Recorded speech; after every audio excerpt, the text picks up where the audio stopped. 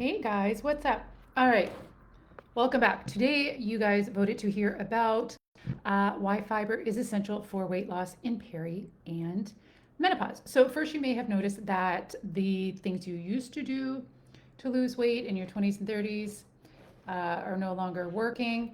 It's not just you, your body's changing. So, with the change in our hormones, this actually changes. And I hope today helps you not feel so frustrated, and I hope something clicks for you. So, with the change in our hormones, this changes our gut bacteria, our gut microbiome. If you didn't know, our gut runs the show, it runs everything. Inflammation, blood sugar regulation, fat storage, cortisol, insulin, like everything stems from the gut. So if you are trying to calorie deficit your way to weight loss and it's not working, no wonder it's not working. You got to take care of the control center. That's your gut health. When you take care of that, with fiber is a big one, it's going to work for you and it's going to make your weight loss a heck of a lot easier. So fiber is basically we have two things that our gut needs in the most basic sense. Uh, Prebiotics and probiotics. Prebiotics are like the soil, so that the probiotics, the good bacteria, can grow. So we need to lay a nice, clean breeding ground so those babies can grow. And fiber does essentially that. And most women are not getting enough fiber. You want to aim to have around 30 grams of fiber a day. Now, how this is going to impact your weight loss.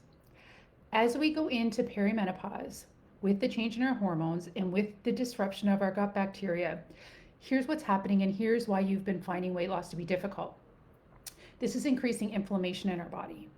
It is also increasing our likelihood of insulin resistance, which means our food is more likely to be stored as fat than burned off as fuel.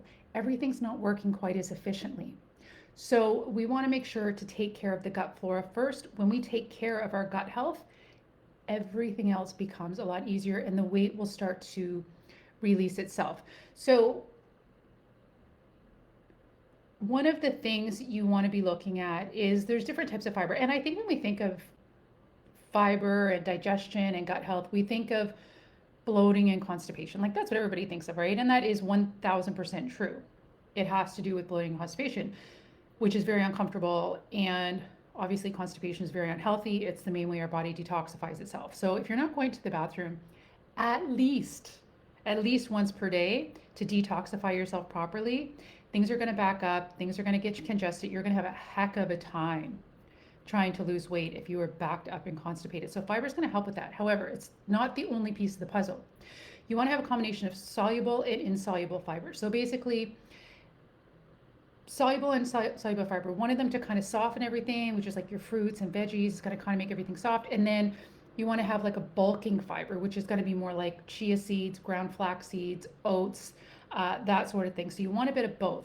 Now, you don't want to overnight increase your fiber intake without increasing your water intake, because what's going to happen, you're going to take a bunch of fiber, it's going to try to move everything through because it expands, but it's going to get stuck if it doesn't have enough water to move it through. So you could actually back yourself up even worse. So you want to aim to have around 3 to 4 liters of water a day to help everything kind of move through and soften everything up. So yeah, don't go raw dogging crazy on your fiber overnight. That's going to cause you bigger problems. So around 30 grams of fiber a day, a mix of fruits, vegetables, whole grains, certain nuts and seeds. Like you want to be careful you don't get too many nuts. That's even though they're healthy food, that's another misconception people have. Just because it's healthy, you think it's going to help with fat loss. Not necessarily true. While nuts are a very healthy food and a great source of fiber and healthy fats, they're very calorie dense. And as much as I don't like to talk about calories, they're very energy dense, let's say, and they can in fact keep weight on. So there's a difference between eating healthy and eating for effective fat loss. They are not necessarily one and the same. And you could be eating healthy all day long, but if you're not taking care of your gut health, you're fighting an uphill battle. It really doesn't work. So that's why I understand the frustration when you're doing calorie restrict diets and they're not working, you don't need to count calories. You just need to take care of the things that matter. And one of those is gut health. Take care of that. The weight will take care of itself. The other one is people who are doing low carb. Well, carbs have fiber. So think about that. When you're not having carbs, you're not getting enough fiber. You're not feeding your gut microbiome. And when you're not feeding your gut microbiome, you're going to have more inflammation. You're going to have more insulin resistance. Your body's going to store fat. Um, it just goes on and on and on and on. So I'm hoping that this makes you feel a little less frustrated because you're like, okay, that's why it's not working. It's just a different approach. We just got to give our body what it needs to work efficiently and effectively. So you want to do fiber spread throughout the day. You want to make sure you're having enough water. You also want to make sure you're having probiotic foods to feed the fiber, the prebiotics, the good soil for your gut health. But I want to hear from you guys. Comment below. Is this make sense to you? Was this news to you? Do you think you're having enough fiber every day? And if you are confused, I did something for you guys because, of course, that's what I do. And I created a mini course for you. It is very comprehensive and it is specifically on gut health. So it takes the guesswork out for you. You will know exactly what foods to eat, what foods are bad for gut health that might surprise you, because a lot of healthy foods are not necessarily good for weight loss and perimenopause, because again, we're dealing with inflammation, blood sugar, hormones, all that kind of stuff. And it will give you exact meals you can eat, again, what to avoid, what to include, how to eat for proper digestion. And guess what? It doesn't involve dieting. It doesn't involve calorie counting. It does involve carbs. And it does not involve intermittent fasting. So you can do things the right way from the inside out, get to the root of it so that your body operates more efficiently. If you want this step-by-step program, it's new. I have introductory pricing until Monday. I'm going to leave the link here for you guys. After Monday, the price goes up.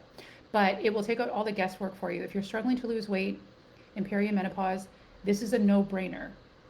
Or you can go on another calorie-restricted diet and do intermittent fasting and work out like crazy. And still be stuck with the weight, and then come back a year from now and you're still in the same position or worse. So sorry to be so firm, but like stop playing around with things that don't work. Get to the root of the issue and do what's going to work for you. It's going to take the weight off once and for all. And you're also going to feel a heck of a lot better, because our gut health also impacts our moods. And our moods can be impacted, of course, by the hormonal changes of peri and menopause as well. Anyway, leave your questions, guys. And again, I'm going to leave the link for the introductory pricing here, and it's only good until Monday, August the 4th. After that, you can still get it. It's just going to be at regular pricing instead. Anyway, hope that helps you. Get your fiber. Hope you have a lovely day and you're not as frustrated. Bye.